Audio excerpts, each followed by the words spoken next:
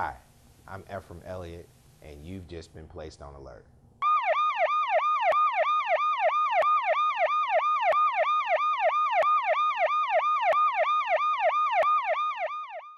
Welcome to the Elliott Alert. My guest today is our new mayor, Miss Debe Hollingsworth. Good morning. Good morning. Thank you for being on the Elliott Alert. Well, thank you for inviting me back. Great, great. First, I want to say congratulations for the election. Thank you very much. We're very excited about this and ready to start to work now. Outstanding. Yes. Tell me something. Were you surprised about the election and how it turned out? Yes. Surprised, I think, is putting it mildly. Right. We were somewhat shocked as to the results of the election. I think the results were a win-win for the people and for our city. I think the people spoke loud as to what they wanted as far as a new direction. And yes, we were shocked. We had strategy in place if we were fortunate enough to be in the runoff, but we were, yes, very shocked. Right. So you were surprised and shocked even if there wasn't a runoff as well. I mean, I think there were 8 or 9 candidates. Yes, yes. And you won without a runoff. Yes. But even though you prepared for a runoff as well to make sure, tell me, in reference to when you say a strategy and stuff, like when you were campaigning to make sure that this would take place, that you wouldn't have a runoff, but you most definitely won big in reference to it. So after that, what is your plans next? Our plans now are we've put together a transition team, and we're meeting to get things in place as far as day one. We will be meeting with, we have been meeting with some of the division heads to kind of understand the structure of each department, but we will also, after January the 1st, continue to meet with each of the divisions that we were not able to meet with now. And I think it's very important to understand how each one is structured and the makeup of it, and be informed as to what each division does before you make any changes, if there are any changes to be made. So now, when you said transition team, you've already put together a transition team, and like you said, that you're most definitely taking steps to learn about each department and what department may need what. And that's kind of what the transitional team is doing? Yes, exactly. And we're very fortunate in the fact that with our transition team, we have a volunteer, Irene Holcomb, that will be on our transition team. And she's a senior council person that's going out, and her experience will lend a lot to how smooth our transition will be. And then we have some other people on the transition team. So we're very fortunate that they volunteered to do this. Okay. That's great. So you're preparing for January 1 to come in and make the transition so that Pine Bluff can move forward. Exactly. Now tell me this, and I really want to know this, how campaigning for how long you did? Almost 2 years. 18 months. 18 months? Man, I saw you everywhere. Yes. I saw you everywhere. Yes. How did you feel after the results were in? Shocked. Shocked. We were. Well, we had to campaign for 18 months because we were an unknown name. In the business world, we were, in the business community, I was known, but outside that, I was not. So to get the platform out there and for people to know me, to trust me, and to understand our message, it took 18 months to do that. With many of those in the race, those were names which had already been out there. And so we knew that it would take a while for that to happen. So we had many people in our campaign that had never been in a campaign before. Right. So I think that with that, we went the extra mile, knowing that we had to do the job and do it well. Right, right. And see, not only did you do that, I know you had a lot of posters and billboards, but you did a lot of door knocking. Yes, we did. Meeting people one-on-one and talking about the issues. Is that correct? We did. We did a lot of canvassing. And we truly, the strategy for our campaign, we knew that it was going to be centered around canvassing. And we did a lot of that in all areas of Pine Bluff. And I'll have to say that one of the areas in which we had the most fun and was received so well in the Shady Grove area on Howard Drive. We had more fun on that street. It took us 2.5 days to get down the street. Right. We had people were interested. The reception was wonderful, and we have such a core group of citizens within our city that I think that our image has been somewhat. It has not been known because we've got a great group of people. The biggest asset of Pine Bluff is our people. Right. Those that have not thrown in the towel yet, that have stayed with the city and said, we want to change, we want a difference. And we were able to come across a lot of them. Okay, well, good. And also have them be a part of the campaign. Yes. And to help push change. Yes. Is that correct? Yeah, that's correct. So everybody had a vested interest in the campaign and working and getting this done. Yes. So that you can get the results. Exactly. How were you able to pull so many different groups together? Oh, that's a very interesting question. I would just base it all upon the platform because I believe that the platform addressed needs across the board, from crime to education, from economic development to city government. And whenever we started the campaign 18 months ago, our primary concern or objective was to listen to the people and understand what their issues and their concerns were. And once we did that, we were able to build the platform, and the platform came from the people, and I believe that it really resonated with them, and they could identify with it. So I believe that was the common denominator for bringing everybody together. Okay. So are you saying in your administration that people will have an open door? Absolutely. Absolutely. And one of the ways in which we will be able to do that, we're working on a radio talk show where people can call in and ask questions. I'm not sure if that will be weekly or monthly, bi-monthly. I'm not sure about that. We also want to host a town hall meeting in addition to the city council meetings. But I believe a town hall meeting provides that transparency in which people so desperately want. They deserve the right to know what's going on and to be able to ask questions. And I truly believe that from the ones that we have talked to, people have really good ideas. They know what's going on as well. Right. And from their ideas, we can incorporate that into what we're doing and make it a win-win for everybody. That's great. So that means that everyone who has a vested interest in Pine Bluff moving forward would also have a voice in your administration. Is that exactly. In city government, that's the voice for the people. Right. And I truly believe that with the different wards and our alderpersons, they are a voice for the people as well. So we need to provide that avenue between the mayor's office and the alderpersons so that there is a common way to communicate and also respect each other's position. That sounds great. We're going to go on break, and when we come back, we're going to talk to our new mayor, Ms. Debe Hollingsworth.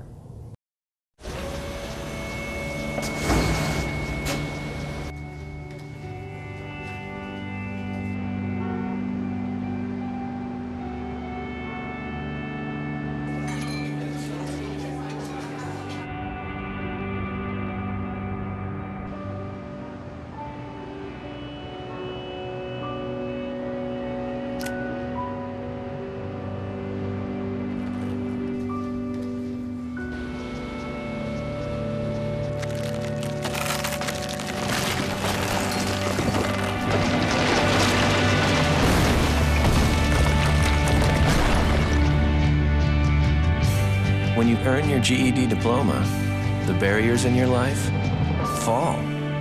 Take the first step and get free GED information in your area at 1-877-38-YOUR-GED or yourged.org. Earn your GED diploma and begin your brighter future. Welcome back to the Elliott Alert. My guest today is Ms. Debe Hollingsworth, who is our new mayor.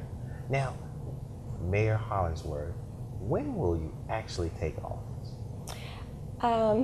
Officially, I will be sworn in 12:05 a.m.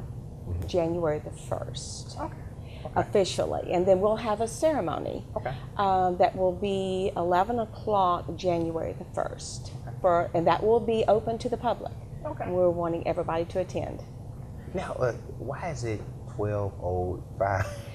Well, that's that's just a time in which we picked. That officially the swearing in will take place then, so that if there's anything going on in which the mayor needs to address, then I'll be sworn in. Okay.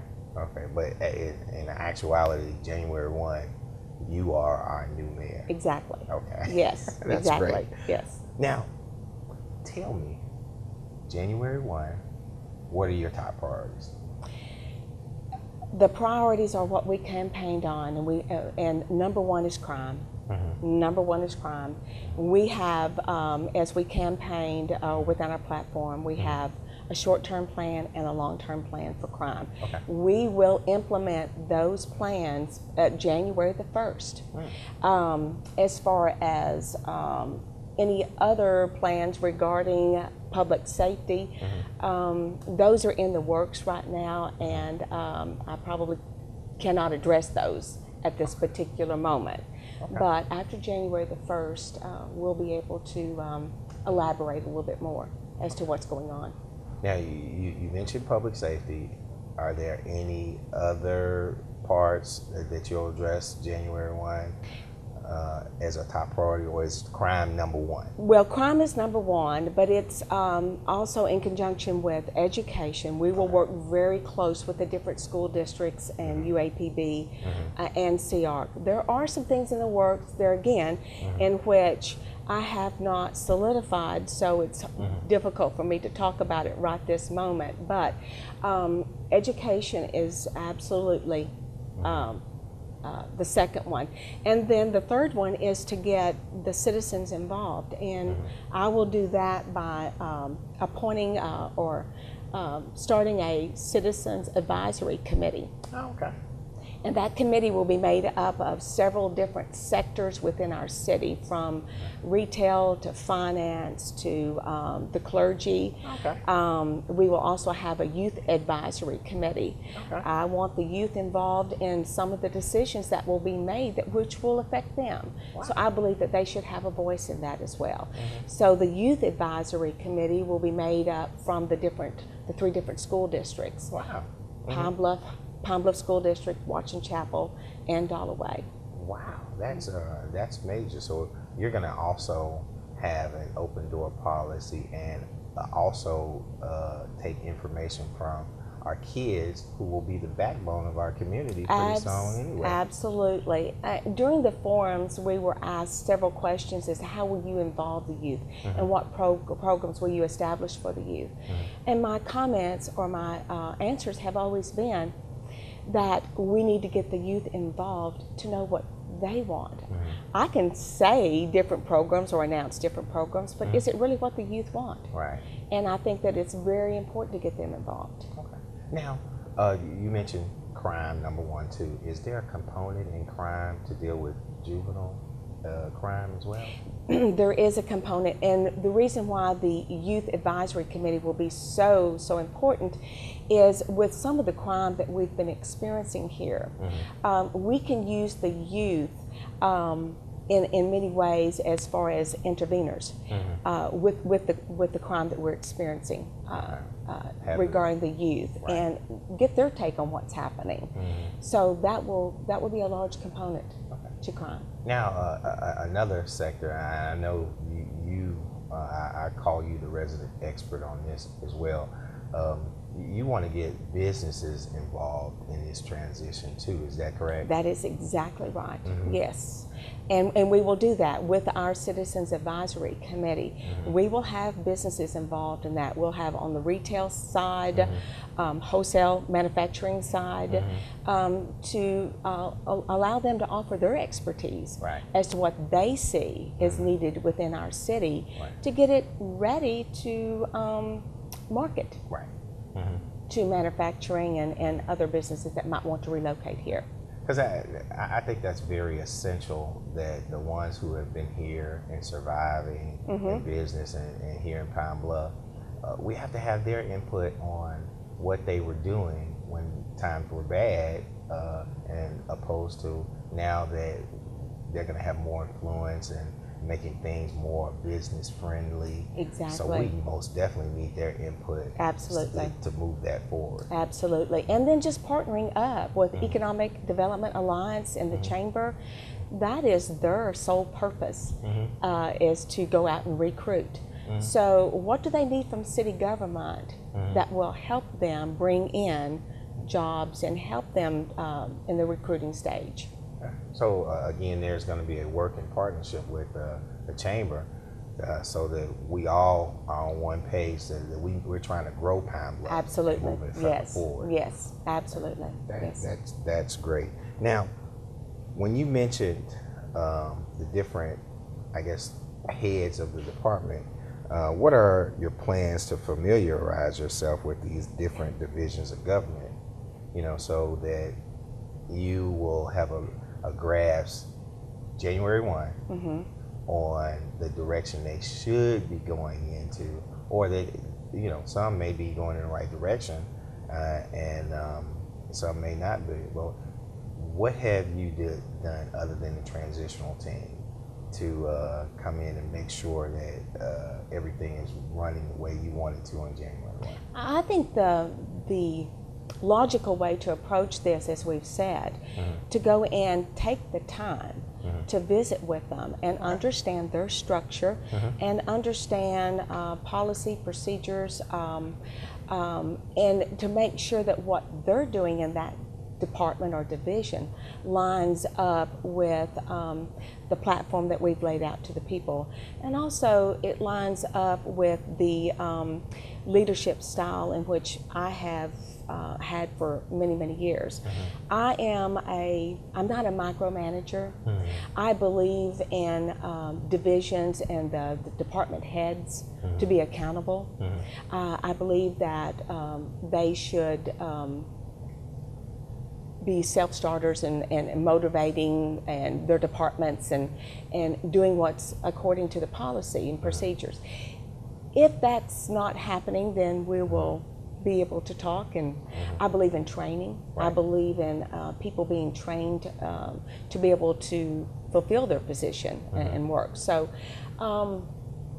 I just want to work with them and just see what they're doing. Okay. And then if there's any adjustments that need to be made, then we can do that. Okay. So are we saying that there, from the department heads and whatever department it is, there's going to be a sense of accountability to the community? Yes. That's what we're saying? Yes. Oh. So, and if there's not accountability, then you'll make sure that the department is working the way it should be? Yes. Is that correct? That's correct. Okay. Well, we're going to come back after we come from the break and talk a little bit more about the transition. Okay. Thank you. We'll be right back. Lead paint poisoning affects 1 million children today. If your home was built before 1978, your kids could be at risk. To find your home's danger zones, the health effects, and find help, log on to leadfreekids.org. I took a trip to Elkhart, Indiana today. Elkhart's a place that has lost jobs faster than anywhere else in America. The people who've lost them have no idea what to do or who to turn to. In fact, local TV stations have started running public service announcements that tell people where to find food banks, even as the food banks don't have enough to meet the demand.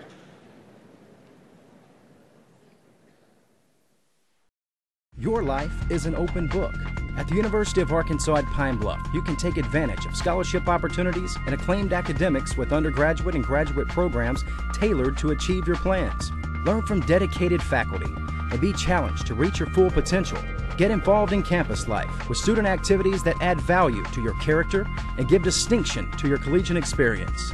Become a part of the Golden Lion story at the University of Arkansas at Pine Bluff, where you'll be proud to be. Welcome to the Elliott Alert. My guest today is our new mayor, Ms. Debe Hollingsworth. Mayor Hollingsworth, again, thank you for coming. Thank you.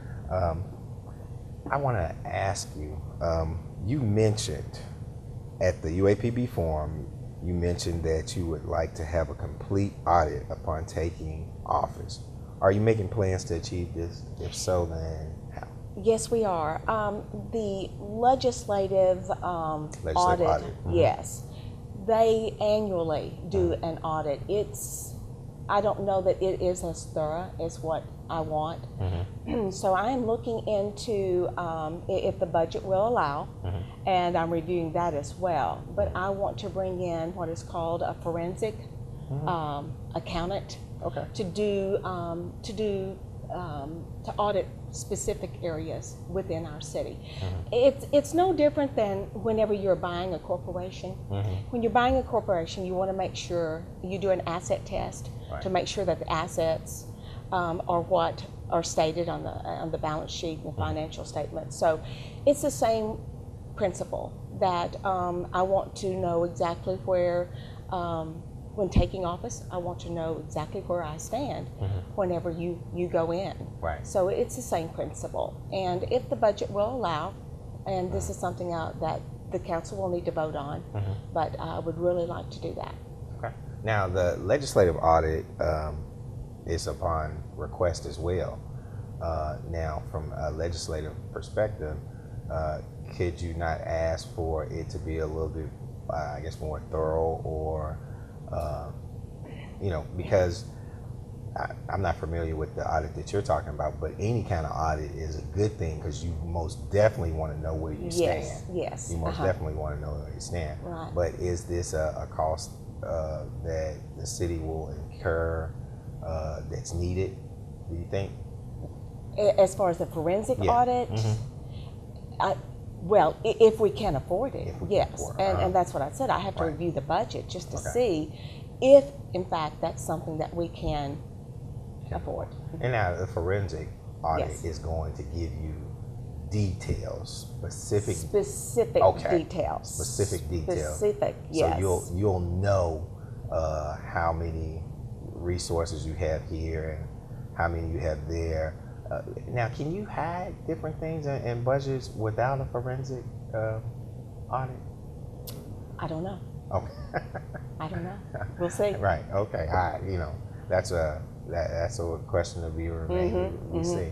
But okay. Now, at the same forum and throughout your campaign, you discussed community outreach programs that would involve many of our local churches. What is the time frame for putting this together? The time frame, we have started that now. Okay. And we have reached out to several pastors. During the campaign, we talked to many pastors throughout our city, which we had outlined this program, and they were on board at that time. And now they're anxious to get it started as well.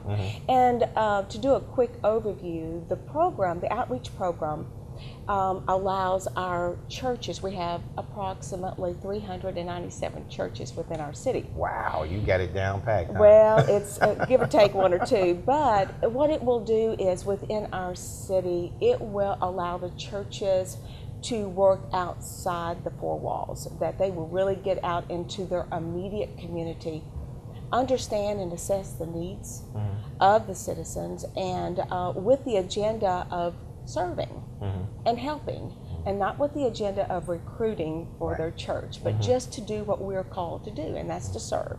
So we're very anxious about this, and we have already started the contacts, and we do have a time frame, and we're starting with a small group of ministers to kind of get the program going. And then once we get that solidified, then we'll reach out or send it out to all the other churches. And they're very excited about it. I think it's a great program. And I'm in hopes that once we get the program up and running, that this might be a model in which might be used in other cities like ours. I think it's a great program. Okay.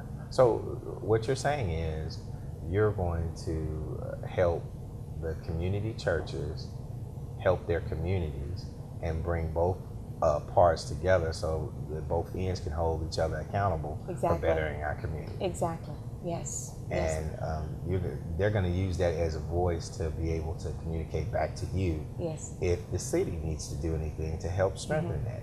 Well, we just believe for us to be able to move forward into the new direction that we've been talking about, it's going to take all entities within our city.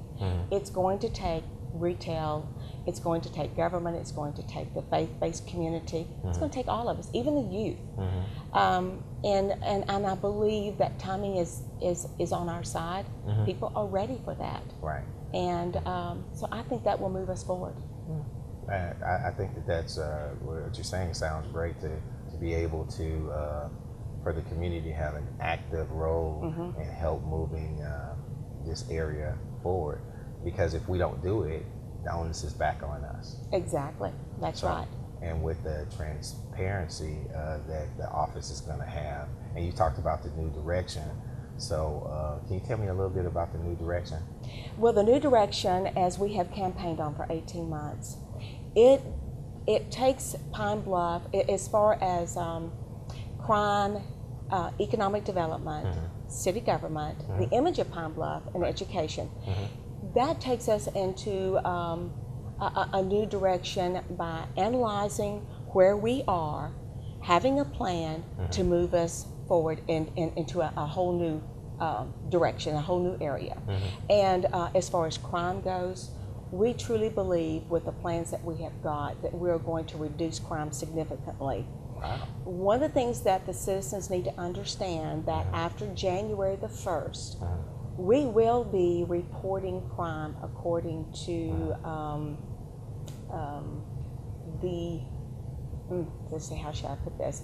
According to the way it should be reported.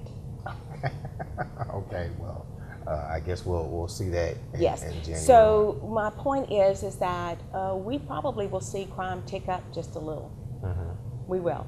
But those will be numbers in which everybody can believe in. And then when crime begins to tick down, then you'll believe that, you'll know that crime is, we're getting it under control, and we're able to manage it or control it. So that's the beginning of a new direction. And then city government working with education, as I said earlier, being a partner with education so that we can start helping our public education system become healthy again.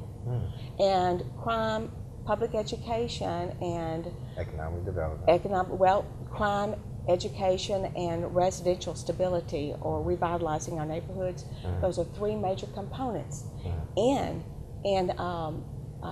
developing economic development and bringing in new businesses. Those are three major components. Well, I want to thank you again for coming on our show, and I just want to let you know you've just been placed on alert. Thank you very much. Thank you. All right.